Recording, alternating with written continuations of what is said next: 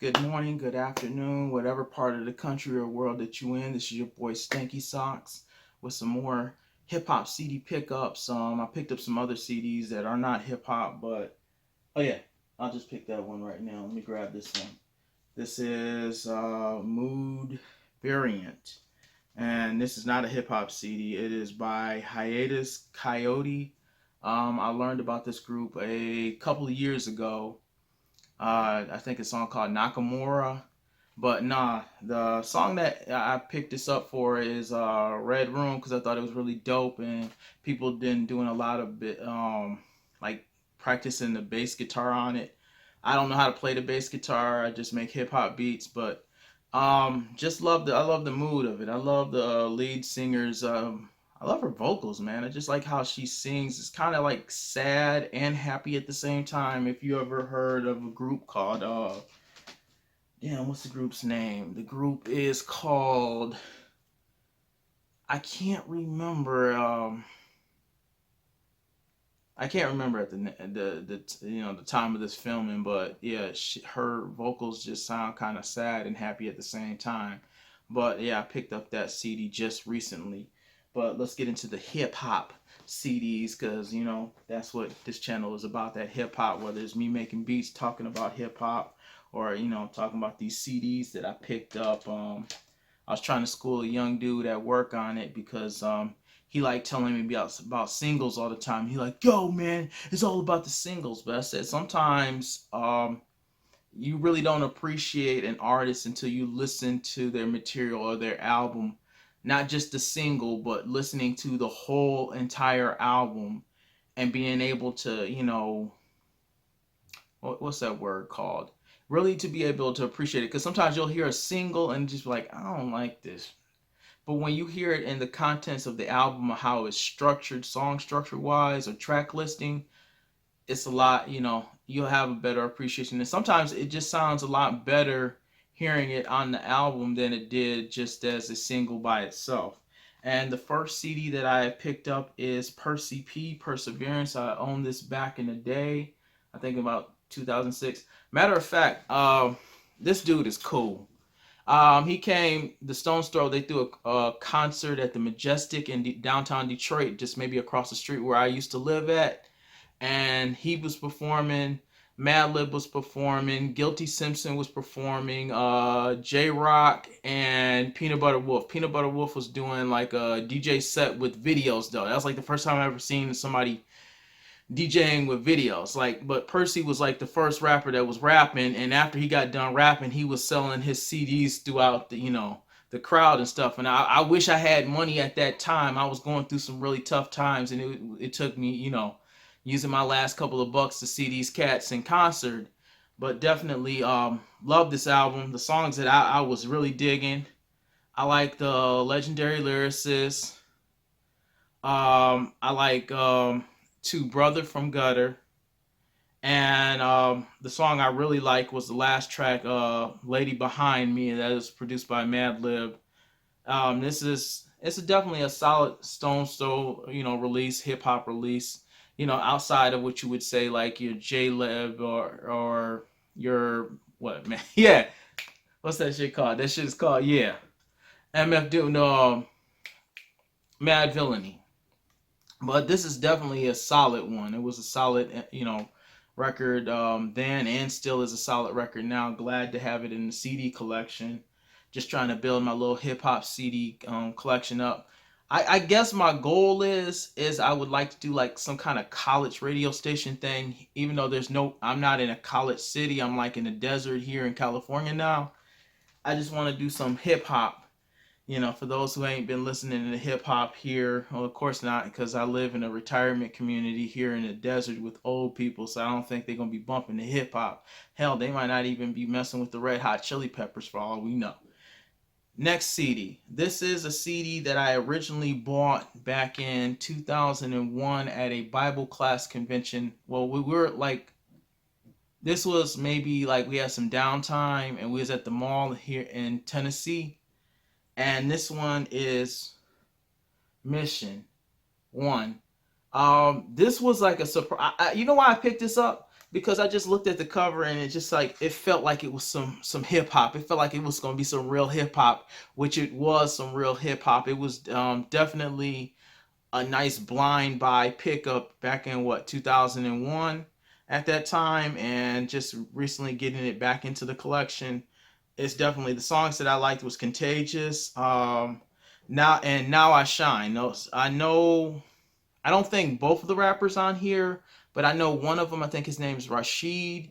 Became part of this group, Crown City Rockers, and they put out a couple of albums, maybe two or three or something like that. But definitely, Mission is a really dope CD to have in the collection. If you're looking for some real underground kind of just smooth, just hip hop, boom bap, some real backpacker kind of stuff, this Mission CD one is definitely one to put into the collection for real though. Next up, we have this would be more of my brother's speed. Like my brother was a big fan of the Wu-Tang Clan and especially the affiliates. I had a few members that I did like in Wu-Tang, but I wasn't like woo woo woo woo woo woo woo like my brother was. But this is GP Wu. I remember owning this on cassette back in the day, and I think the song that I liked was Hip Hop and Underground Empire or Emperor. I think those are the only songs that I really was digging back in the day. Um, yeah, this is kind of messed up. Like I got it used online on Amazon. It's all cracked up, but definitely, I don't remember too much other than those two songs that I really did like out of this. That really stood out to me as something like that. Then it's got the Wu, Wu affiliate, Wu Tang. I think the one that I did like, the one of the affiliates out of Wu Tang was Wu Syndicate. Like that whole album was banging. Like that's an album I'm trying to get into the collection. So I guess this is nice to have in the collection, but I don't know how many times I'll be spinning it and playing it, or if it'll be something that I'll be bumping in the gym while I'm sitting there lifting weights. Cause oh shit, this is heavy. Oh, okay. Let's put the shit back down. Okay. Next CD we have is I heard of this artist through Quelle Chris. Like I see this guy's name pop up a lot on Quelle Chris albums. I think he is from Detroit as well, and his name is Denmark Vesey. Named after what the slave who revolted, back in the day. And he is with Gensu Dan. Gensu Dan, and the album is called Whole Foods. Gensu Dan is a producer. I think he is from Houston. I have a couple of CDs with him as the producer, and somebody else is the artist. Like I know I have him and Planet Asia together. That was a very solid album. Yeah, like Gensu Dan is like he's underrated. I would say he's very underrated as far as if producers go, especially underground, because you get more like most people will like go to Alchemist. They'll put Alchemist up there. They'll put Paulo Brown, um, which I understand. They might they used to have Black Milk up there too, but I'm like, even though I said you don't hear Black Milk's name as much anymore, even though he did that, what's that song? Head Ass for Open Mike Eagle. Dope ass track. Check out the video, or just, I'm not endorsing it, but just check it out, or just the track in general. It's a really dope ass track. But, Gensu Dan rarely gets that mention as producers current day that's making some really tight ass beats. Definitely I love his tracks. I wish I could do some of the tracks that he does, or things that he does with samples, but as the saying goes, you do what's in you, okay? But definitely Whole Foods is a very solid album. I love the cuts on there, the Meek. That's where I seen the video, so I said I had to go pick that up. I love Black Love. Like that is I love Black Love. Like I love just the beat. I love the Denmark Vesey's flow. I just like his flow in general. To me, he's got a really interesting kind of weird flow, kind of like how Quelle Chris has that weird flow, or I would say even an Earl Sweatshirt has that weird flow. Definitely, this was a solid album to pick up, and I'm glad to have it in a collection. And plus, it's from that Mellow Music Group, whose record company is in the city I was born in. So definitely, I'm definitely giving some shout outs to Mellow Music Group. But definitely, Whole Foods is a nice album to have in the collection, unless I mean, especially if you love hip hop, you love that old school underground, that '90s kind of feel, but a weird one. Now, the next one is an artist I slept on during his life, his time on Earth. Um, because at this time I wasn't really listening to him, not because I didn't like him or nothing like that. I knew he was part of the boot camp clique, and I also remember buying stuff. I bought what I want to say. Uh, what was it? Helter Skelter or something like that. Nocturnal, something back in the day. And this is Sean Price's Monkey Bars. My God, I feel like this is one of those things that make you feel like you want to smack yourself as a hip hop fan, or you say you're a hip hop dude, and you realize, damn, I slept on this dude.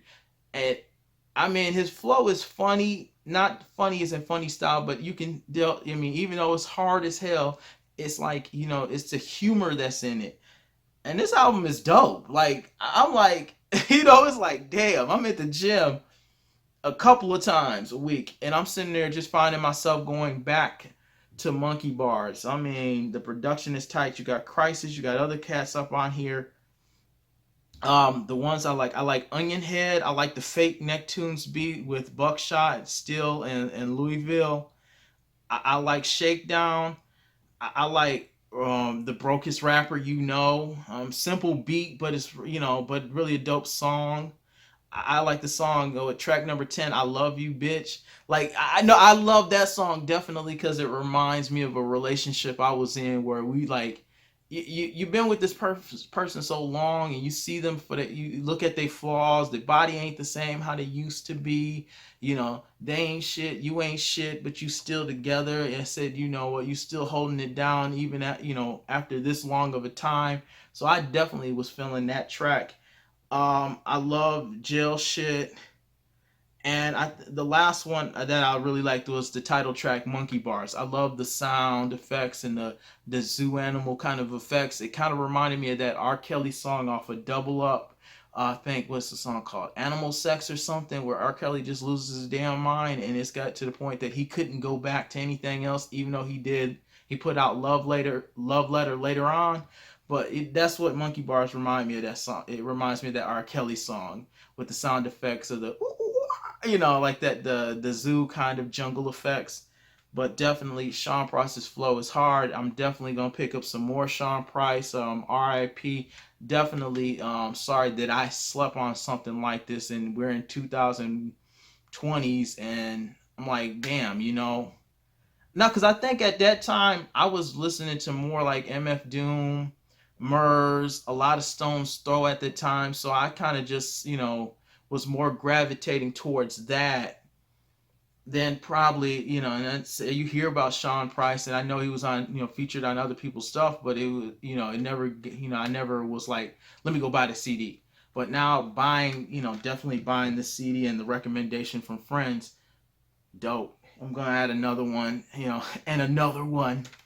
Definitely enjoyed this CD immensely. Another artist or artists that I did gravitate towards during that time is a group called Tanya Morgan. Um, this actually I bought I had bought both of the two at the time. I think I ended up selling them because I was money was tight, so I ended up selling them on Amazon or eBay or something like that. But definitely glad to have this CD back into collection. A lot of the tracks I really banged. I like Bang Bang Boogie, Hardcore Gentleman. I think it was like yeah, where they do kind of a voice of these thug ass rappers. She's Gone, with Fonte, aka Without You, Morgan Blue. Definitely. So down, so damn down. Definitely was bumping Tanya Morgan back in the day, especially when I was going to like community college, and I was like that in between time between community college, and then when I left community college to go to like Wayne State. Definitely, this was something I was definitely bumping. Von P, Don Will. What can I say, man? It's nice to have this Tanya Morgan, Brooke and Addie in the collection again. Definitely on some real hip hop. Another one that I gravitated. This is a Stone's Throw release. This I actually had the digital download. This was the first time I actually had bought something digital because I'm kind of I rarely buy anything, music or video games digitally. I like to have physical copies because I just want to be able to support the artist. Plus, I just like having it on the shelf and it looks really nice. And this is Strong Arm Steadies in Search of Stoney Jackson. This is my shit. This was like some prime time Stone's Throw stuff with Strong Arm Steady. This was my introduction to Strong Arm Steady. I said I love the best of times. I love Chitlins and Pepsi. Question, Smile. Get it started. True Champs, Pressure. Like pretty much most of the tracks up on here. I said Bark Like a Dog. It had a lot of people that I like. I was really into Guilty Simpson at the time. Fonte. Planet Asia. Oh No. I love Oh No. It's just a lot of the artists that I really liked on this time, and I said this was like Stone's Throw couldn't do any wrong. Like they could put out just about anything at that time or during this time period, and it was like golden. You knew if you bought a rap CD from Stone's Throw that it was gonna be some top delicious stuff. It was kind of like how Ruckus back in the day was.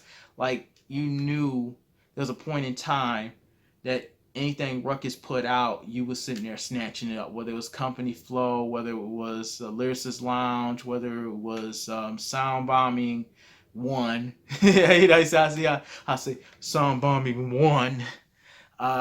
Two kind of was like I understand their attempt, and it was like you should have just kept the formula of you know but Sound Bombing One, definitely something like that. But like you knew back in the day, when you bought anything on Ruckus, the same at this point in time period.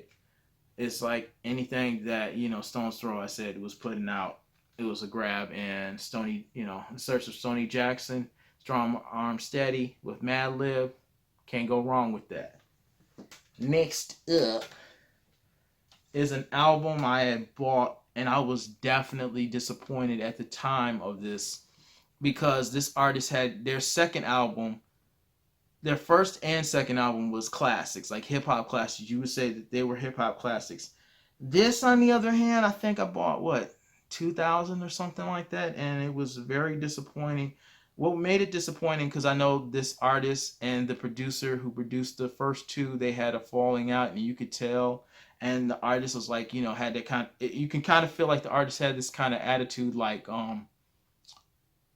what you do in making beats and stuff, it ain't that hard. I can sample too. I can go get me an MPC or an SP 1200 and make beats too. And plus, with my dope rhyme ability, look, there's very few people that can sit there and do the producer and rapper thing and do it well. I know just from my personal experience, I think I'm a better rapper than I am a producer. If you're asking me, and I had to be really honest, I think I rap better than I produce because I've been rapping longer than being a producer. And the album I'm talking about is Jeru the Damager, Heroes for Hire.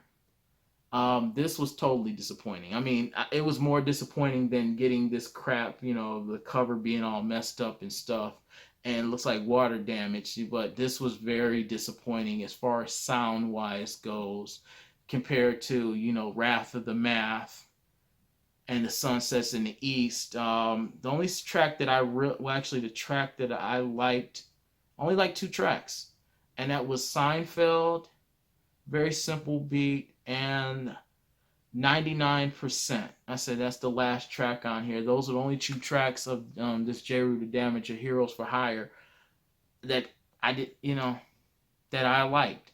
I didn't have a issue with Miss Marvel like most people had. Like she was, I guess, the cannabis to how, I mean, not cannabis, but the consequence to like how Tribe Called Quest Beats Rhymes and Life was. Like, you're like, who is this guy? You're like, who is this chick? I didn't have an issue with her. I just thought the production was very weak, and also thought J. Rue the Damage's flow, it suffered because you could sit there, when he had to, just be able to concentrate just on his flow while Premier did laced up the tracks. There was perfect magic there. But you could tell that there was a falling out, and I think he said in one of the songs, you ain't from New York or something like that. You from Boston or whatever. I don't know if he was making a reference to Premier or if he was to Guru, but whatever. I know they somewhat cool now. Because J. Rue the Damager was on last Gangstar album that came out. Maybe a couple years ago, a year or so ago, that just came out. But back and early 2000s, not so much. Um, it's like it is what it is. Sometimes we get disappointed, and it's like still another J. Rue the Damage album that I need to pick up at some point. But we'll see. Next album is, this just came in, so I didn't get a chance to really listen to it. I seen it on another person's CD pickups, and so I was gonna take a chance at it. This is kind of a blind buy or purchase, and that is June Classic Overqualified. This is just a blind buy pickup. It said somebody said it was good, so hey, I'm going to go on your recommendation. This is something I'm definitely going to listen to and break it down. Maybe do a review on it. Maybe I won't do a review on it. But definitely, this just came in the mail. So I just went downstairs and picked up my mail, and this was in the mail. I was looking for some other things to come in the mail also, but they didn't come in the mail just yet. So hey, you do what you gotta do. Next up, we have Evidence, the green tape instrumentals. Some very short instrumentals, but some bangers. Like, definitely, I love having instrumental CDs. Sometimes to write to, and somebody be like, "Well, you make your own beats." Well, sometimes I don't want to. I may not be inspired by what I'm doing, but it's sometimes just nice to listen to instrumentals. Sometimes having something in the background, whether I'm reading or I'm studying or I'm writing. I could be just writing articles for a blog or something like that. But it's just nice to have another underrated producer and MC as well. Definitely Evidence. I got some more Evidence, material coming in. Some Dilated People, some Evidence solo projects and the works. But definitely a nice instrumental CD. Very nice. I said, glad to have this in the collection, the green tape. And next and last, well, actually, this is last, not being next, but it is next in a way. And this is UGK Underground Kings Super Tight. Definitely nice to have some early UGK in the collection. I was first introduced to UGK by one of my homeboys named Christian. Because I didn't know who they were. I think he had Riding Dirty or something like that. That's the CD that we were listening to when because like back in the day, like I had a bunch of friends and we each had, even though we liked certain music, some of the same music, we all had different taste in music. Like my brother was Wu-Tang and he loved, he really was like, he was the Wu expert. We had him and another cat that was the Wu expert. We had another boy who was homeboy. He was into True and stuff like that, and TRU and Master P and a lot of the down south, rappers. He loved Tila, that song "Hoes in the Club," showing love. He loved that song. My boy Christian, he loved Underground Kings. Definitely fun and just listening to UGK because I didn't own this CD back in the day, and I didn't get introduced to them until like mid 90s or something like that, the middle of the 90s, getting closer to the 2000s. Um, so it's definitely like listening to, in how an older tape would sound, but definitely a nice add to the collection. Definitely want to add some more UGK, some Pimp C, some Bun B.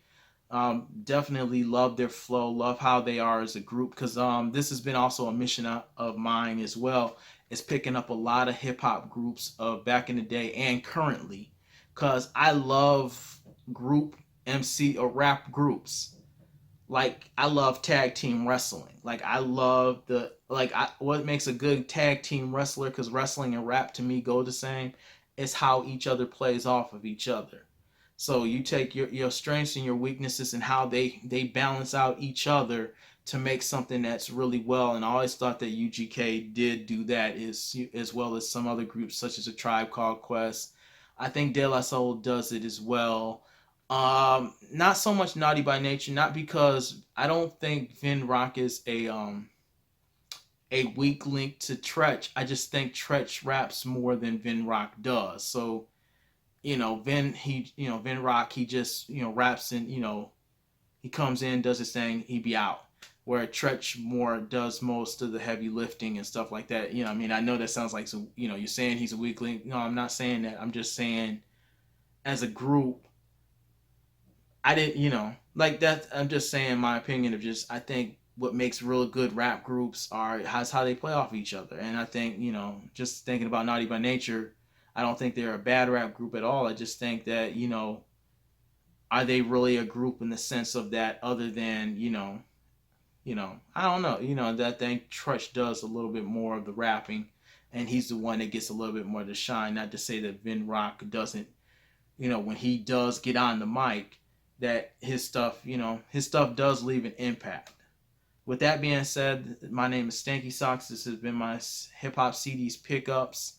Minus one. I guess this would be R&B. I guess, but thank you for watching. Till next time. Peace out.